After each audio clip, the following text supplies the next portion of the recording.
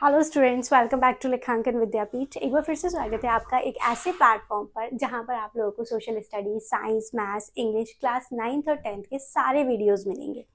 मेरा नाम है लाइबा और मैं पिछले 7 सालों से सोशल स्टडीज़ पढ़ा रही हूँ और मैं आप लोगों को पढ़ा रही हूँ क्लास 9th की सोशल स्टडीज़, जिसका ऑलरेडी हम एक चैप्टर कर रहे थे, the Nazism and the rise of Hitler, जिसके हम 2 पार्ट्स कर चुके हैं। अब हम इसका 3rd पार्ट करेंगे, तो चलिए स्टार्ट करते हैं।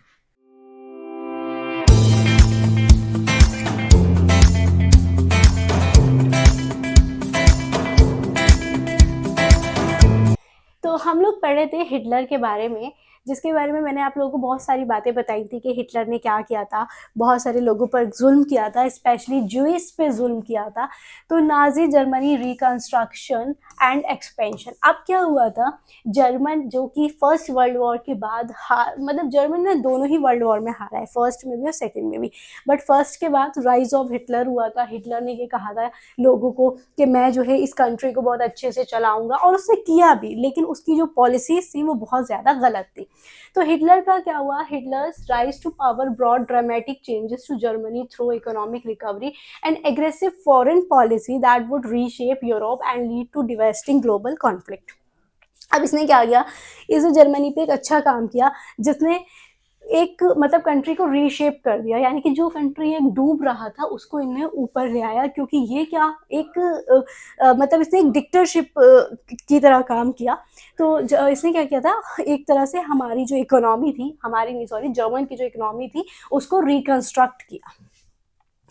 उसके बाद economic recovery under under Schacht state funded work creation, economist Hjalmar Schacht led Hitler's economics recovery programme. ये एक कोई इकोनॉमिस्ट था, इसने क्या करा था, इसने हिटलर को लेड किया था, मतलब उसको आगे मतलब एज अ लीडर काम किया था। किस लिए काम किया था, इकोनॉमिक रिकवरी प्रोग्राम पर, targeting full production and employment through massive infrastructure project. तो क्या हो रहा था, ये जो इकोनॉमिक पूरी डूब रही थी, जो जर्मन के हालात बहुत ज़्यादा ख़राब थे, तो उस इकोनॉमी पे काम करने के लिए इसने लेड किया था हिटलर को। अच्छा, famous German super highways built, Volkswagen people's car developed, deficit financing funded, rearmament. तो देखो क्या हुआ, ये जो सारी चीज़ें हैं, इन सारी चीज़ों पर काम किया गया, यानी कि जर्मन के जितने भी सुपर हाईवेज वगैरह थे उनको बिल्ड किया गया। लोगों को मतलब जो आपके एक रिचेस्ट पीपल होते हैं उनकी डेवलपमेंट पर काम किया गया, कंट्री की डेवलपमेंट पर काम किया गया, और कंट्री का एक सही से मेजरमेंट करके उसकी डेवलपमेंट पर फुली फोकस किया गया। तो जर्मनी की जो है फर्स्ट वर्ल्ड वॉर के बाद काफ़ी ज़्यादा ख़राब कंडीशन थी, जिसके बाद इन सब चीज़ों पे काम किया गया। अच्छा, रैपिड फॉरेन पॉलिसी सक्सेस। अब क्या हुआ, इसमें 4 सन हैं। सबसे पहले 1933 की अगर हम बात करें तो withdraw from league of Nations, यानी कि लीग ऑफ नेशंस को जो है विड्रॉ किया गया 1933 में। तो इस तरह के क्वेश्चन और 1 मार्क क्वेश्चन आ जाते हैं। तो ये जो सन वाली चीज़ है ना, ये आप लोग 3 से 4 बार बस पढ़ ले करो, आप लोगों को याद हो जाएगी। उसके बाद 1936 में रीऑक्यूपाइड द रिन लैंड, यानी कि जो आपकी लैंड थी उसको रीऑक्यूपाइड किया गया, दोबारा से ऑक्यूपाइड किया गया। 1938 में integrated Austria and Germany under one people one empire and one leader. एक ऑस्ट्रिया और जर्मनी में इस चीज़ पे इंटीग्रेट किया गया। इंटीग्रेट मतलब होता है एक करना, एक एम्पायर हो, एक लीडर हो, मतलब एक पीपल, एक एम्पायर और एक लीडर, यानी कि हर एक चीज़ एक होनी चाहिए। एंड 1938 में सीज किया गया सुडेनलैंड एंड सेजोलोवाकिया। ठीक है, यानी कि ये जो आपकी 2 चीज़ें थी इनको सीज किया गया। उसके बाद England's unspoken support viewing Versailles as too harsh enabled these quick success that seemed to reverse Germany's destiny. यानी कि ये क्या, जर्मनी की जो डेस्टिनी थी ना उसको क्या किया गया, उसको रिवर्स किया गया, यानी कि जो जर्मन एक पूरा वर्ल्ड वॉर के बाद ख़त्म हो गया था, पूरा डूब गया था, उसको जो है दोबारा से रिवर्स किया गया। ठीक है, उसके बाद the path to world war second. अब हम आ जाते हैं वर्ल्ड वॉर सेकेंड के रास्ते पर, यानी path to world war second. सबसे पहले सितंबर 1939 में आ जाते हैं। तो वर्ल्ड वॉर सेकेंड जो स्टार्ट हुआ था, ये डेट आप हमेशा याद रखना, 1939 से 1945 तक जो है आपका वर्ल्ड वॉर सेकेंड चला था। ओके, तो इसमें क्या हुआ था, देखो Germany invaded Poland starting war with France and England, यानी कि जर्मनी का वॉर स्टार्ट हो गया इंग्लैंड और फ्रांस से, ठीक है। तो यहाँ से शुरुआत हो गई वर्ल्ड वॉर सेकेंड की। अच्छा, दूसरा pact sign between Germany, Italy and Japan, यानी कि एक पैक्ट साइन हुआ सितंबर 1940 में। जर्मन था, उसमें इंक्लूड इटाली था और जापान था, उसमें जो भी टर्म्स एंड कंडीशंस रखी गई होंगी। जून 1941 में सोवियत यूनियन, अब सोवियत यूनियन ये वही है, यानी कि हम लोगों ने रशियन रिवॉल्यूशन में इसका नाम पढ़ा था। रशिया जो पहले था वो सोवियत यूनियन के नाम से जाना जाता था। He is historic blunder exposing both fronts, यानी कि जो सोवियत यूनियन है 1941 में, उसका भी एक हिस्टोरिक ब्लंडर हुआ, एक्सपोज हुआ। और 1945 जो आप लोगों को पता ही है कि वॉर जो है वो एंड हो गया। कैसे एंड हुआ, with Hitler's defeat after crushing loss at Stalingrad, यानी कि जो हिटलर है वो हार गया था। किससे हारा था हिटलर, देखो हमारा जो इंडिया है ना उस टाइम पर 1945 में ब्रिटिशर्स ने भी ये जर्मन के खिलाफ लड़ाई लड़ी थी, तो ब्रिटिशर्स जीते थे, हिटलर हारा था। मतलब बहुत सारे, एक्चुअली वर्ल्ड वॉर में बहुत सारे कंट्रीज इंक्लूड होते हैं, ठीक है। तो ये जो जर्मन था वो हार गया था 1945 में, और उसी के साथ जो है वर्ल्ड वॉर सेकेंड खत्म हो गया था। The Nazi world view, Nazi कौन थी, नाजी पार्टी थी, किसकी, हिटलर की पार्टी थी। अच्छा, racial hierarchy, Nazi ideology centred on Hitler's belief in racial inequality, blond blue eyed Nordic German Aryans topped the hierarchy while Jews were deemed anti race at the bottom. देखो सबसे पहले अगर हम बात करें तो हिटलर का जो बिलीफ था वो था मतलब वो क्या करता था, इनइक्वालिटी करता था। इनइक्वालिटी मतलब जवान और बूढ़ों के बीच, ज्यूइश और मतलब ईसाइयों के बीच, मतलब हर एक रिलीजन के बीच जो है ना वो इनइक्वालिटी करता था।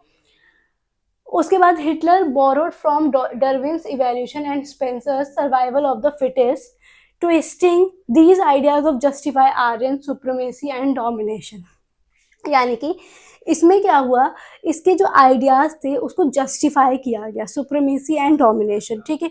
यानी कि हिटलर ने अपने आइडियाज वगैरह दिए कि किस तरह से हम अपनी कंट्री को डेवलप कर सकते हैं। हिटलर बिलीव्ड न्यू टेररिस्ट must be acquired for settlement, particularly eastward expansion to concrete all Germans geographically, यानी कि ये इसका ये मानना था कि हम जो है एक मतलब एक सेटलमेंट कर सकते हैं। हिटलर का ये बिलीव था कि हम टेररिस्ट के खिलाफ एक सेटलमेंट कर सकते हैं। Poland become the laboratory for this deadly experimentation in territorial conquest and racial purification, यानी कि जो पोलैंड है, पोलैंड एक जगह है, बिकम द लेबोरेटरी, यानी कि वो लेबोरेटरी बना with deadly experimentation in territorial conquest and racial purification, यानी कि टेरिटोरियल एक्सपेरिमेंटेशन में।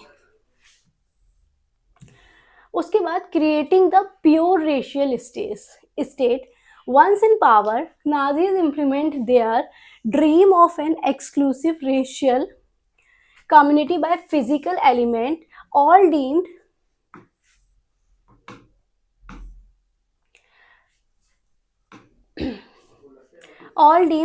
undesirable, only pure and healthy Nordic Aryans were considered worthy of existence।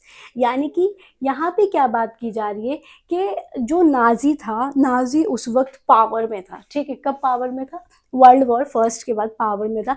तो वो जो है मतलब उसका जो ड्रीम था वो एक तरह से पूरा हो गया था। वो जो है फिजिकली एलिमिनेट कर रहा था जो भी undesirable, only pure and healthy Nordic Aryans, यानी कि सिर्फ और सिर्फ हेल्दी लोग रहेंगे टीम में, टीम या पार्टी कह सकते हैं। जितने भी वैसे लोग थे, मतलब जो थोड़े से बीमार थे या अनहेल्दी थे, उनको मार देना, मतलब इसका वो था नाजी पार्टी का target of Nazi question, Jews, Gypsies and blacks, Russians and Poles, Germans with disabilities. अब देखो इनने किस किस के साथ क्या क्या किया। सबसे पहले ज्यूस की बात करें तो ज्यूस का इनने बहुत बुरी तरह से ज्यूस को मारा था। सबसे ज़्यादा जुल्म जो है हिटलर ने इसी के साथ किया था, ज्यूस के साथ ही किया था, जो कि टाइम पीरियड रहा था 1933 to 38। terrorized and segregate 1939 to 1945, concentrated and killed in gas chambers। इसका तरीका बहुत गंदा था। ये क्या करता था, लोगों को बंद कर देता था और उस पर गैस छोड़ देता था और लोग उसी गैस से मर जाते थे। तो ज्यूज के साथ इन्होंने बहुत गलत किया था। उसके बाद जिप्सीज एंड ब्लैक्स की अगर हम बात करें तो जिप्सीज एंड ब्लैक्स के साथ भी Aryan biologically purity, Sinti and Roma communities widely persecuted and deported to death camps. यानी कि मतलब देखो इतना लोग मरा था उस टाइम पर कि डेथ कैंप्स लगाए गए थे। आर्यंस के साथ भी इसने बहुत वो करा था, मतलब जो बायोलॉजिकली प्योरिटी आर्यंस दिखेंगे वही सिर्फ रहेंगे और बाकी कम्युनिटीज को इसने मारा था। सिंथी एंड रोमा कम्युनिटीज, ये दो कोई कम्युनिटी होंगी। उसके बाद रशियन एंड पोल्स, ठीक है, डीम्ड सब human and undeserving of humanity, captured civilians forced into slave labour, many died from hard work and starvation. इसके अलावा बहुत सारे स्लेव्स वगैरह होते थे, उनसे हार्ड वर्क इतना हार्ड वर्क करवाया जाता था कि वो हार्ड वर्क करने से मर रहे थे, ठीक है। और जर्मन्स विद डिजेबिलिटीज, यानी कि जो लोग डिजेबल थे, फिजिकली फिट नहीं थे, उनको वैसे ही मार देता था हिटलर कि ये लोग किसी काम के नहीं है, ये फिजिकली फिट नहीं है, तो ये किसी कंट्री के कोई काम नहीं आएंगे। The racial Ethiopia in occupied Poland. अब जो इथोपिया था उसने पोलैंड को ऑक्यूपाई किया। Under walls shadow genocide and conquest become intertwined. Occupied Poland was divided northwestern area annexed to Germany with Poles forced from homes to make room from ethnic Germans। ये जो Poland है कि German में कोई जगह है, ठीक है, तो इसको इथोपिया ने क्या किया, कुछ हिस्से को जो है इथोपिया ने मतलब कब्जा कर लिया। Polish intelligentsia murdered to keep population survival, Aryan looking children snatched from mothers for race test। मतलब जो बच्चे थे उनका मतलब जो है ना उनकी माओ को उनको देने के लिए खाना भी नहीं था। मतलब लड़ाई बहुत ज़्यादा खतरनाक एक उस पर हुई थी। General government became destination for undesirable largest ghettos and gas chamber established as killing fields. यानी कि फील्ड्स को पूरी फील्ड्स को ख़त्म करने के लिए गैस चैम्बर्स वगैरह स्टैब्लिश किए गए। अब आ जाता है ग्लोबल इम्पैक्ट एंड डिफीट। अब जब ये इतना जुल्म कर रहा था तो जाहिर है इसकी भी डिफीट होनी थी। अब क्या हुआ, after Japan bombed Pearl Harbor while supporting Hitler, the US joined the conflict despite initial reluctance. अब एक देखो जापान पर एक ब्लास्ट हुआ था जिसका शायद जिक्र हमने पहले कभी क्लास में कोई जिक्र निकला हो तो शायद क्या हो या नहीं भी क्या हो, मैं आप लोगों को बता देती हूँ। जापान एक कंट्री है जो कि बहुत ज़्यादा एक डेवलप्ड कंट्री है, ठीक है। इसके दो शहर थे, एक हिरोशिमा और दूसरा था नागासाकी, ठीक है। तो इन दो शहरों पर एक ब्लास्ट किया गया था, ठीक है। हिरोशिमा एंड नागासाकी आप लोग याद रखना, इंपॉर्टेंट है, ठीक है।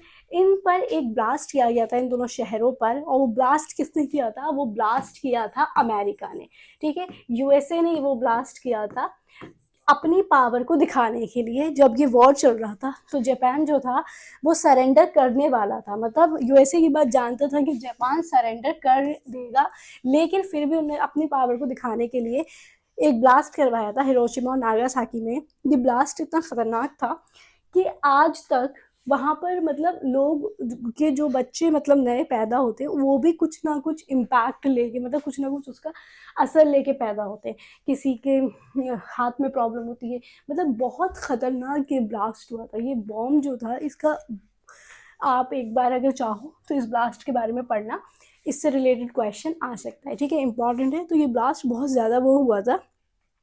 Soviet Red Army inflicted crushing defeat, then persuade retreating Germans to Berlin's heart।